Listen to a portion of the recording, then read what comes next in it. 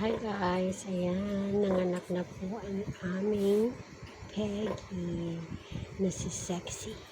Actually po, dalawa po silang inahin namin. Kaso, namanganganak ngayong June. Kaso, nakunan po yung isa. 5 days na lang bago siya manganak. Nakunan po siya. Sabi nila, stress daw, sobrang init. Kaya yun, namatay sila. So, thanks God. At ito na, nanganak na si Sexy.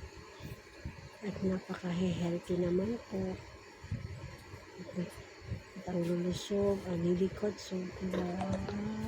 Nakakatawa talaga. Sobra. Ang sarap sa pakiramdam makita mo yung pinaghirapan mo yan. Ang alaga mo. Thank you, Lord. Kaya sa lahat ng mga ka-OFW ko, mag-start na kayo mag-negosyo para makauwi tayo kaagad.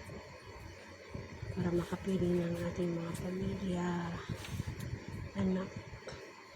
Diba? Diba guys?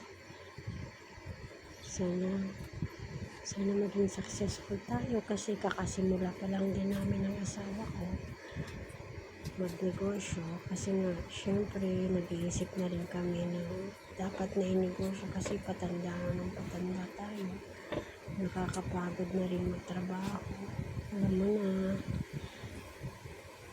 So thank you for watching. Hanggang dito na lang po, update mo na lang po kayo.